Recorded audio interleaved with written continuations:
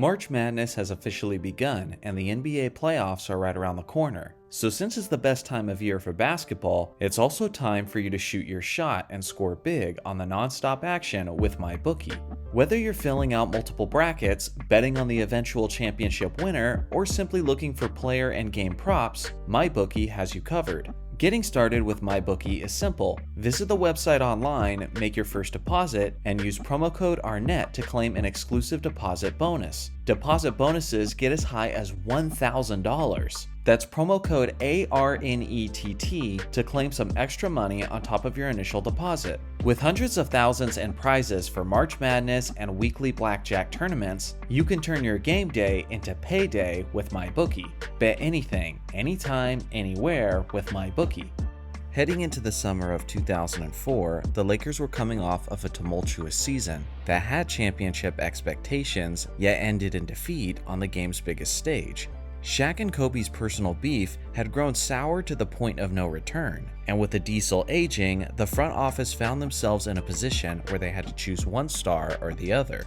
Ultimately, they traded the 32-year-old Shaquille O'Neal to the Miami Heat, while Kobe was signed to a 7-year, $136 million contract. Former All-Stars like Karl Malone and Gary Payton also left Los Angeles, which meant that Kobe was left with a roster with below-average talent. The newly acquired Lamar Odom was the best supporting piece that the Mamba had, and many writers and analysts in Los Angeles were saying that Odom was going to be the Scottie Pippen to Kobe's Michael Jordan. Obviously, those were shoes way too big for him to fill, and the Lakers would struggle out of the gates. Former NBA champion head coach Rudy Tomjanovich was hired to be the replacement head coach of Phil Jackson, and was given a 5-year, $30 million contract. He barely saw any of that time though, as Rudy decided to resign from the team only 43 games into the season due to his mental and physical exhaustion. Los Angeles was decent with Rudy as they started the year with a 24-19 record, but they absolutely imploded after he left, as they closed out the rest of the season with a 10-29 record, falling well short of the playoff picture. Kobe clearly didn't have the help he needed, and Los Angeles finished as one of the worst teams defensively. Regardless of the subpar supporting cast, the narrative was now firmly established among the media that Kobe could never win a championship ring without Shaquille O'Neal. Over the next 2 seasons, Kobe started making history on an individual level, as he dropped 81 points in a game against the Raptors, 62 points in 3 quarters versus the Mavericks, and 4 straight 50-point games. The thing is, the supporting cast was still awful, as below-average players like Chris Mim, Kwame Brown, Luke Walton, and Smush Parker were consistently in the starting rotation. Regardless of the lack of legitimate support, Kobe's MVP caliber performances willed the Lakers to the playoffs in back-to-back seasons, but in both years, they were eliminated out of the first round by the Phoenix Suns. This was an extremely rare low moment for the Lakers franchise, as their season ended in the first round or worse 3 years in a row. Kobe was beyond frustrated and was extremely critical of not only his teammates, but of the Lakers' upper management. He was completely done carrying the organization on his back, so Bryant then decided to publicly demand a trade. The narrative that he couldn't win without Shaq was now more prominent than ever before, and even Los Angeles locals like Bill Plaschke from the LA Times was preaching this narrative as well. Bill, have the Lakers reached a point of no return with Kobe Bryant? Well, let's see. He's ripped the general manager. He's ripped the owner. He's ripped other players. He's basically ripped the city by saying you don't want to play here. I think they've reached a point of no return. Hello, Lakers, trade him now. It's beyond the point of no return. How much abuse can they take from one guy? And at what point does his value on the court be offset by how much a huge attraction he is off the court, and the fact that even on the court they can't win with him. They've already shown it. They cannot win with him. He doesn't make players around him better.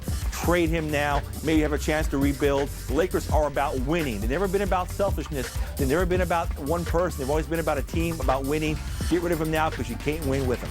Fortunately for LA fans, the Lakers management didn't take Bill's advice and decided to keep the Mamba against his will. Regardless, a lot of Laker fans were actually on Plaschke's side and was sick of Bryant's drama and displeasure with the organization. So when the Lakers' 07-08 season finally began, the fans let Kobe hear it, and Staples Center was booing Kobe during player introductions. I repeat, the Staples Center crowd in Los Angeles was booing their own superstar, Kobe Bryant, who had helped them win 3 championships up to that point. Kobe went on to score 45 points in that game, but the Lakers still lost to Houston, which basically continued the theme of the previous 3 seasons. The once prestigious Lakers organization was now being seen as a joke of a franchise, as everyone on the team now seemed at odds with each other, and even the fans were at odds with the superstar that they paid to watch. Even though management decided to keep Kobe for now, it only seemed as if it was a matter of time before the Mamba left in free agency when his contract eventually expired. Nearly every glimmer of hope within the Lakers organization was immediately dashed to pieces. And another example of this was their young emerging center Andrew Bynum, who suffered a season-ending knee injury against the Grizzlies just 35 games into the year. It appeared as if another depressing conclusion to the season was approaching.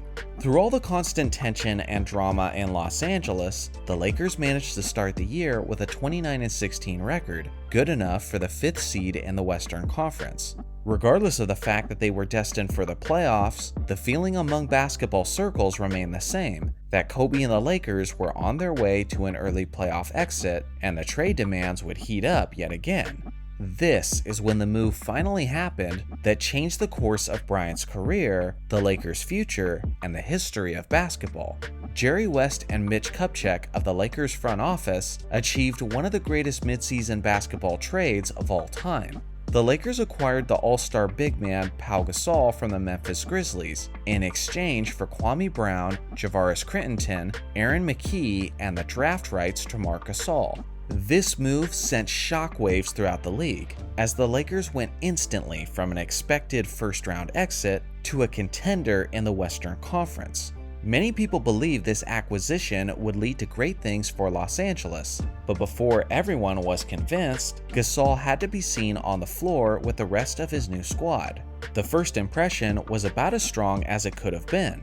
On February 5, 2008, Gasol made his Laker debut in a matchup against the New Jersey Nets. He completely controlled the game with 24 points, 12 rebounds, and 4 assists on 67% shooting. The play on the court was beautiful to witness, as the Lakers veterans gelled together as if they had been teammates for years. But on an individual level, Kobe had a horrible game, as he was dealing with an injured finger and only scored 6 points on 3 of 13 shooting from the field and 7 turnovers. You wouldn't know it though if I hadn't told you, as the Lakers won the game comfortably 105-90. Nobody was happier with the outcome and the state of the team than the player who struggled the most, Kobe Bryant. In the post-game interview, Bryant was asked about his thoughts on his new co-star, and this is what he had to say. Kobe, how nice a feeling is it to know that you can score 6 points and still have a victory come out? You have no idea. Just make the game so much easier. We had some weapons before. Now we just added a huge one to the team, and we get Big Bynum back. There's a God. There is a God. Kobe proclaiming that there is indeed a God indicates that he understood the magnitude of the acquisition. The energy completely changed around the Lakers organization overnight, as the feeling of impending despair shifted to hope and optimism. Obviously, Kobe's stance on his trade request was revisited after Pau was in LA, and when asked if the Gasol acquisition strengthened his desire to stay in LA, Kobe responded with a smirk on his face, saying this. It doesn't hurt. Absolutely not. To say that Pau was pivotal to the Lakers' success from that point on would be a massive understatement. Even though Gasol was naturally a power forward, he filled the role of the injured Andrew Bynum at the center position throughout the 08 season.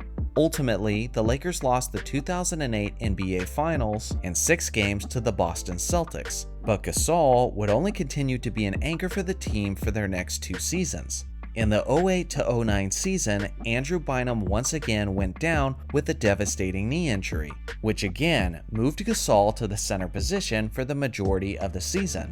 In that postseason, Pau averaged 18 points and 11 rebounds on a remarkably efficient 58% shooting from the field. Next year's playoffs was more of the same, and in the NBA Finals matchup against the Boston Celtics, Pau led all players in rebounds and blocks and was second overall in scoring. In the hard-fought 7th game, Gasol dropped 19 points, 18 rebounds, and 4 assists. Not only was he crucial to winning that decisive game, but many people think he deserved the Finals MVP for his contribution in that series. Thanks to his efforts, the Lakers won the NBA championship in back-to-back seasons. Simply put, if it wasn't for Gasol, Kobe doesn't have any rings without Shaq, forever tarnishing his legacy. If it wasn't for Gasol, the Lakers likely never get out of that awful post-Shaq era, which would have been a huge hit to the Lakers' brand and reputation. This is why the Lakers retired his jersey, because he saved the franchise from the dark depths of mediocrity and restored the team to the glory that they've become so accustomed to. So now it's your turn. What would Kobe's legacy be, and how would the Lakers be viewed today if Gasol never arrived in Los Angeles? Let me know in the comment section below. Thanks for watching as always. Make sure to like and subscribe for more basketball content, and I'll see you guys in the next video.